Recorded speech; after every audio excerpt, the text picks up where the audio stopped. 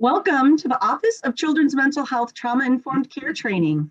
The topic that we are exploring in this segment is strategies for coping with the collective trauma resulting from the COVID-19 pandemic.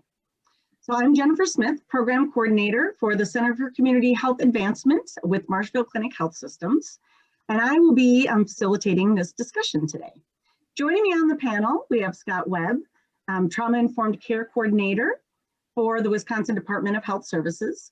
We have Samia Khan, mental health therapist at Wholehearted Wellness, and Tracy Loken Weber, a lived experience partner with the Office of Children's Mental Health.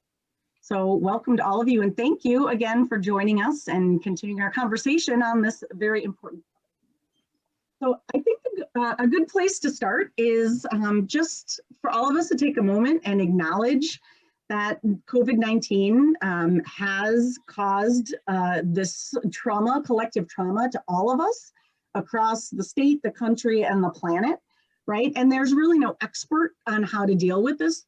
These are new waters that we are navigating, but we are all going to take our experience and our expertise and our knowledge to try and help make some suggestions and help others navigate through some of these waters. And to realize that we have all had some impact, regardless of if we are cognitively aware of that or not. And I liken many of the viral videos that we have seen of late of adults yelling at other adults in public places that are going viral as evidence of how on edge we have become as human beings in our society. And really, I think that's just evidence to speak to how pervasive this whole pandemic has been for all of us.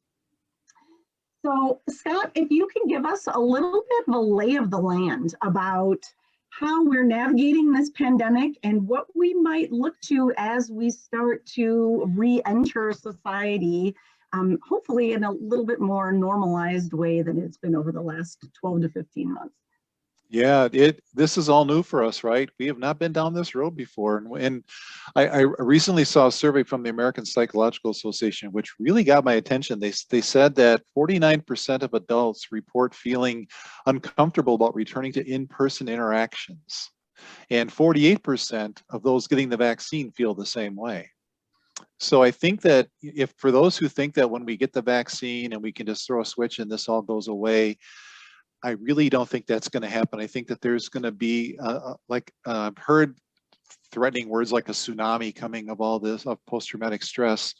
That may be the case, but I think that what I would want to point out is that we are all going to be feeling some uncomfortableness about re-engaging with our fellow human beings, which is different for us because we are social beings, right? We thrive when we are in healthy connection with each other.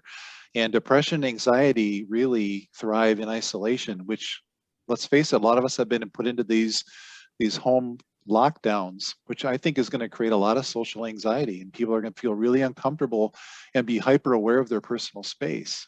And I think that's kind of brought out in that survey from the APA. So I think we need to kind of keep that in mind as we talk about how we begin to come out of this and what do we do. What are some options that we can do to make sure that we're walking through this in as healthy way as possible? Absolutely, thank you for that. I just myself was reading an article this morning about how a lack of human connection, and in particular, it was looking at hugs, is impacting us as humans as a result of the pandemic, just as you said, Scott, because we are such social beings and we really thrive on that connectedness. And so I do think, that we are going to see some repercussions after all of this because we have been so disconnected from each other. Yeah, absolutely. Yeah. So how can an individual recognize that they may have been impacted or that they have been impacted by all of this and start to cope with some of maybe those symptoms or behaviors that they are seeing or recognizing? So Tracy and Samia, I'm going to toss this over to the two of you to maybe give us some insight. Sure. Well, thanks for that. I think the first thing that we really need to do is just to be open and to really be honest and start to begin to understand our own collective trauma and where we are coming from as an individual, as a person, right? And be willing and open to do a deep dive and have those tough conversations with ourselves. And then that, I think, once we understand where our collective trauma is and where we are emotionally, then and only then can we begin to be ready to support others emotionally. You know, when COVID hit, we were doing about 30 hours of therapy a week. We had a home therapist in our house. We had 4 other children going to therapy every week. We had music therapy, art therapy, karate twice a week. I mean, we had it all going on. We, you know, mom in the van was on the move.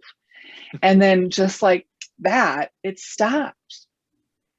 And it was kind of nice, to be quite frank. I mean, we were home. We were home. We were safe. We were home. Everybody was here, but it was like all that the supportive systems that we had put in place to support our children just fell apart. For the most part, our children did okay with that, right? But one of our kiddos really struggled, and that led to her having to be inpatient again, for her mental health. And I think that it's just really important that we just slow down a little bit and give ourselves that grace and that space and that time to recognize what it is that we're struggling with. And if we feel, you know, that overwhelming sense of loss or grief or anxiety, shock, irritability, all those different signs, if you start to see that, you know, that's the time where you should reach out and get someone in a supportive, professional viewpoint to really help support us.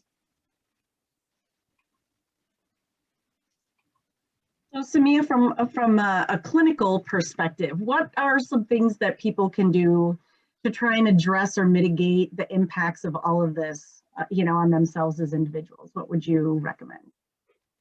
Yeah, so trauma is this funny thing that like stays in our brains forever. Even like thinking about neurobiologically speaking, transgenerationally, we have these memories that are there to even protect us. So even thinking about like culturally speaking, religiously speaking, the type of trauma that your family, grandparents, whoever it might be, has experienced, how those are a part of us when it comes to like recognizing what feels safe and what does feel unsafe, and where you are right now in this moment of, let's say, like what part of the country you live in, the family system that you have. Because like, let's say a parent will have a completely different trauma response to like somebody who doesn't have any children, and even holding space for different ways that you're reacting and validating like there's a reason why I am feeling the way I'm feeling, and even double clicking on like what that feels like. So for instance, like I'll be honest, when COVID first started, I had a really negative response because I'm a very social person, and not being able to have that social piece, I felt very sad, very lonely, very depressed.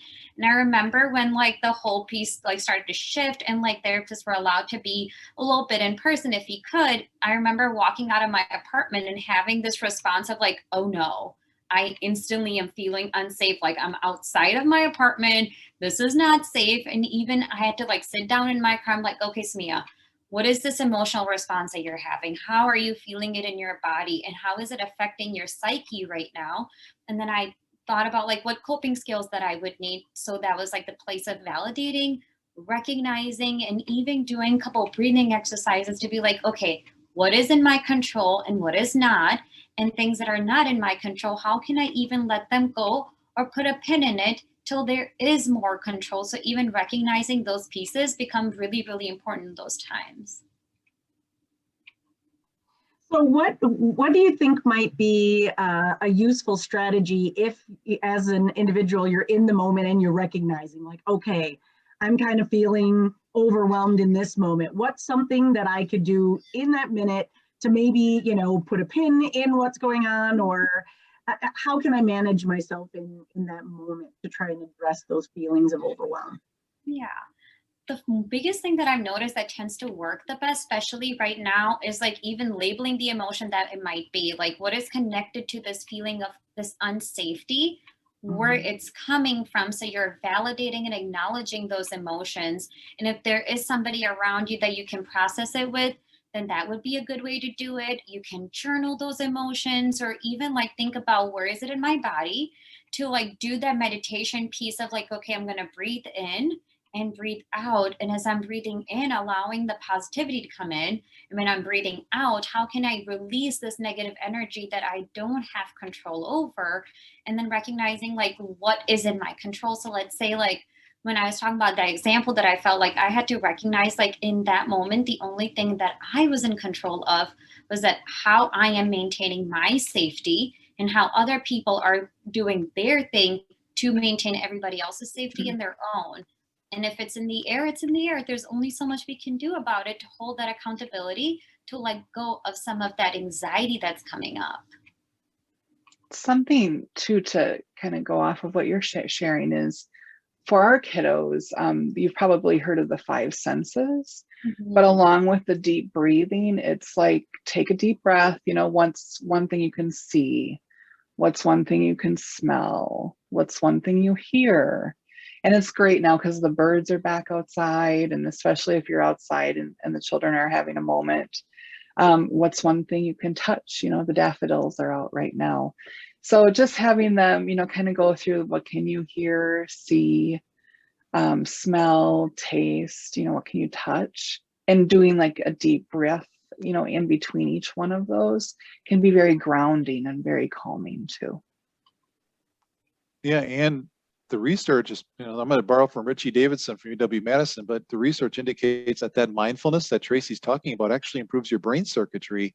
So you can actually put yourself in a better frame of mind by being mindful and using all five senses. And that's one thing that when my gym closed down last year, I was grieving the loss of my gym, because that was my place where I could go and just have my moment of Zen and just kind of be in my own space and taking care of me. So I started doing a lot of walking outside, and I started really trying to do the mindfulness walking, and that was really helpful. And I think it really helped my mood overall, because I really looked forward to those walks around Monona at the time, just kind of trucking around, and I had my 6 mile square I do. But that's really important, because there is some science behind all this that actually helps improve your brain circuitry. Yeah, those are all great tips. Thank you for sharing those. Hopefully, we can start to practice and incorporate some of those strategies in ourselves when we observe or notice that we might start feeling a little bit anxious or overwhelmed as we start navigating into what we're calling the new normal, I guess. So if as an individual, I start feeling more overwhelmed than I think I can manage, how does an individual determine when I need to seek outside support? When is it more than I can handle, and how do I know that? How do I recognize that? I think first things first is just to have that open, honest conversation with yourself, and being willing to go there and take that deep dive. And, you know, like we've said before in a previous one of these here, we said that it's okay, you know, to not be okay. It's okay to reach out for help. And it could be from a friend or a loved one, a spouse, a pastor. It could be your pet. You know, you might sit there, talk to your cat or dog for a while, and you know, they'll give you all the love you need. But then there's a time where you just need to reach out for additional support and help, and, you know, look for signs of, you know, that depression, that shame, that guilt, that anxiety when you go out in public, maybe, or anxiety just not being able to leave the home. That anger you may be feeling. This has been very overwhelming this past year. This is definitely a season, I think, in all of our lives we'll never forget, and we'll be sharing this for generations to come. But we really, truly never know what each individual person is going through. And so, and so many times people have said, well, how you doing? How you doing, Tracy? How you doing? You know, 6 kids, home 24/7, husband working right underneath me in the basement, 2 dogs. And I always say a partridge in a pear tree. And they ask me, how am I doing? And I say, I'm doing fine. And how many times do we say fine? And I like to say that fine is feelings I'm not expressing. because we are all going through something right now. And if people really wanted to know how I'm doing, I don't think they'd ever call back again. But, you know, we are all going through something, and it's okay to not be okay. And it's okay to ask for help. And it's okay to listen to webinars and podcasts and do your own individual research and go for a walk and do more self-care than ever before. So maybe I need more professional help than I know. Yeah. But that's why we're having that conversation. That's why we're having this conversation today. It's important. Mental health is important. Absolutely. And I just want to highlight just one little tidbit that you mentioned in there about pets. And I also recently read an article about how much pet ownership has gone up during this whole time period, and many shelters are at record number adoptions because individuals are stuck at home feeling isolated, and so they're bringing pets into their home as companionship, you know, so they don't have that sense of isolation. So when you just mentioned the pets, it made me think of that. Well, I know our 2 little doggies are completely spoiled because 8 of us are here 24/7. And I took the kids to karate last week, and I guess our 2 dogs barked and howled the whole time we were gone. And as soon as we got home, they were quiet. But I mean, you know, even our pets miss us too when we're gone. So yeah, they're just part of our life, part of our family. So Samia, what are your thoughts on how, what should an individual look for to really recognize that maybe they're to a place where they need more support than they're able to give to themselves or within their, you know, support network? How can they reach out for help, or how do they know when they need to reach out for help? So one of the things that I've noticed that's been really fascinating is like individuals who are having like concerns or like trouble when it comes to like emotional dysregulation, and even understanding like a little bit of anger, a little bit of anxiety. Those emotions are real. They're there because they want us to feel safe and us to be protected. So like one of the things I've noticed, like people who have never felt anxiety before, or this level of even anger towards the community and what's happening in the world, and recognizing like honestly these things are valid. They're not irrational feelings. And why are we feeling those? And even thinking about like, okay, I'm feeling anxious. What is exactly making me feel anxious? And if even getting to that point of like, you know what, I'm still feeling very dysregulated, or I don't have enough skills to even regulate myself again to bring to the place of where I am starting to feel safe. So the coping skills that might be that are not happening, the self-care that might not be happening, or if you're starting to feel those symptoms like escalate more and more. So let's say like feeling of isolation, like I don't want to see my friends or family anymore, I don't want to talk to a lot of people anymore, or like if there's fear of different things that is becoming to the or getting to the point of like, okay, I am starting to feel unsafe, let's say more than half the time, or depressive symptoms like are getting to the place of like I'm crying a lot more, I'm feeling more lethargic, I'm not enjoying things that I usually enjoy, then seeing that is like completely out of your normal that is happening and coping is becoming more and more difficult, that is the right time to be like, you know what, maybe I need more support than not. And that is also okay to do that. Yeah, thank you for that. Those are great things to look for when you start, you know, realizing that the things that you've been doing and been practicing are no longer working, and those feelings that you're having are continuing to escalate. That's a good indicator that you maybe would benefit from some additional supports.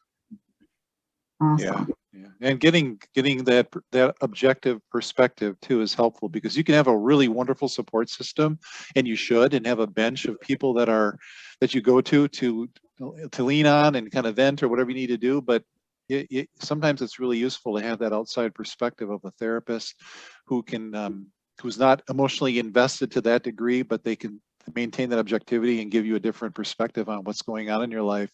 That can be really helpful too. That's a great point. I was at a talk one time with the head of our behavioral health department at Marshfield Clinic, and he said there is not an individual on this planet who would not benefit from spending some time talking to an objective person to give them feedback and you know, some resources. And I think that's true. You know, Yeah. that's a great point. Thanks for bringing that up, Scott. Yeah. Yep.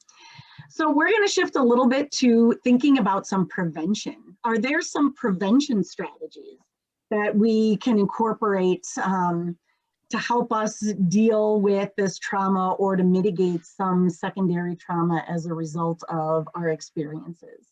So Scott, I'm gonna throw some of the prevention over to you to start.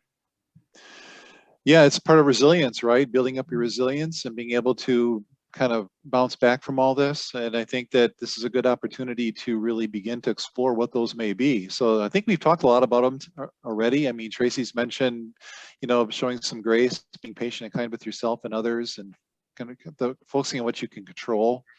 The breathing, you know, taking breaks, that kind of thing, communicating and sharing your feelings and in an honest way. We've talked about that. Breaking things down if you have things to do in your life. If it seems overwhelming, break them into small goals and work towards those. I think that's helpful and not feeling so overwhelmed.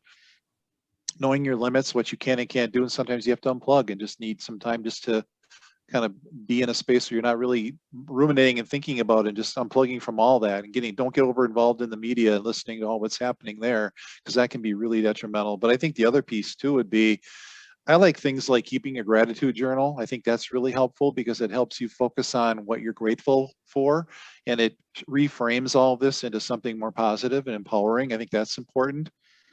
Treating yourself, I think that self-care piece, you need to look at it as treating yourself, because that's really important, because we're very valuable treasure and we need to protect that treasure, because if we're constantly giving, we don't give back and protect our own treasure, we end up bankrupt, you know, and that's not a good place to be. Keeping an open mind, a perspective about what's going on. Again, the being okay, it's okay not to be okay. I think that's really important. I think it's good to surround yourself, you know, with people that are going to be supportive and loving to you. And if there's any toxic relationships, you need to be looking at setting appropriate boundaries with those individuals. Not that you're trying to punish them, but you're just, again, you're taking care of yourself. And let's face it, there are some folks out there who can be toxic, and we need to understand those people are out there, and that what can we do to take care of ourselves if we have to be in their space for any length of time. Allowing yourself to have bad days, we talked about that. Just, again, spending time in nature, I think, is really important. Now that the weather's getting better, being out in nature, that's been my therapy. And there's something called forest bathing, which I just love that term, being out and just experience the woods, the nature through your five senses, as Tracy mentioned before. I love doing that because I love being outside and just experiencing the world. And I think from being isolated, I've become more appreciative of that. So I think those are some things you can do to really build your resilience and help you navigate these uncertain times. Those are some great tips. Thank you. Tamia or Tracy, any other thoughts? I think Scott had a pretty extensive list. I don't know if there's much to add to that, but I want to give you an opportunity if you have anything to add. Yeah, one of the things that I would say is like also reach out to like your cultural support systems and your like spiritual support systems too, because those can play a really, really big role, because you are a holistic person and there's so many pieces that are connected to you as an individual, as a collective, and even understanding what those pieces look like. So like even turning to like, let's say somebody who's very familiar with that transgenerational trauma is and how that might be affecting them, and even reaching out to be like, how are you feeling? How is that being triggered within yourself and within your family system? Because that can also go like a really long way. Thank you for that.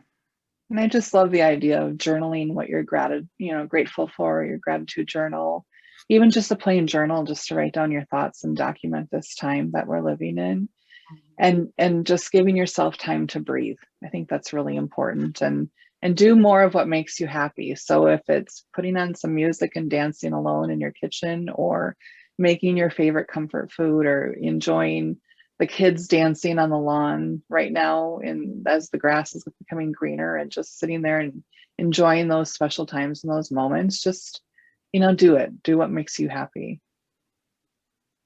That's beautiful. Beautiful thought. All right, so we're going to close on our conversation here with really asking each of you to give kind of your final tidbit of advice, a recommendation for individuals, as we're transitioning back to life. And that's really been the content of this whole conversation.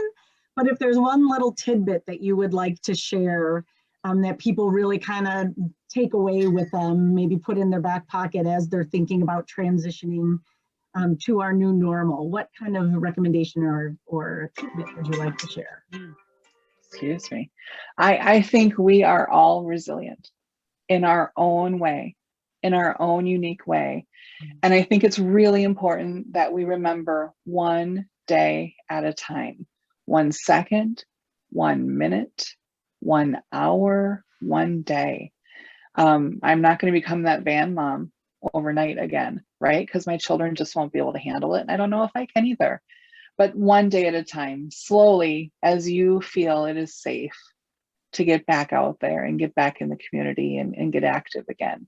But it's individual. And I hope that everybody can respect that for everybody that you come into contact with. We are all coming at this from a different viewpoint, and our journey is all different. But just being able to recognize that and move forward, one person, one moment, 1 hour at a time.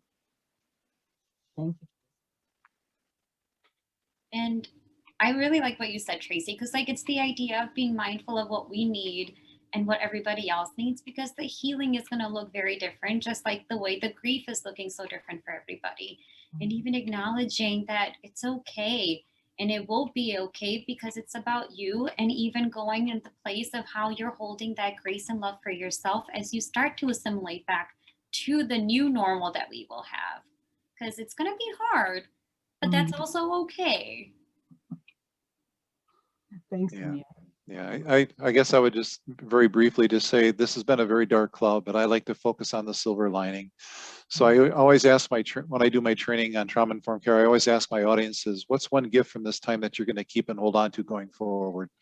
And really think about that and hold on to that and really use it, because there's some good things that have come out of this, that will come out of this, and we need to be able to look at that silver lining and not just focus on the gray cloud that's going to be there, but it will eventually fade. Awesome, thank you. Helping us to refocus and shift our perspective a little bit. Despite the challenges, there's always some positivity for us to look for. Yeah, absolutely. All right, so with that, we are going to end our panel discussion today on strategies for coping with the collective trauma from the COVID-19 pandemic. I'd like to thank our panelists again. So Scott and Samia and Tracy, thank you for sharing your expertise, your experience, and your insight with all of us. And hopefully all of you who are enjoying listening to this, you've gained some information that you can take with you and move forward, carry it out into your life. So thanks for joining us.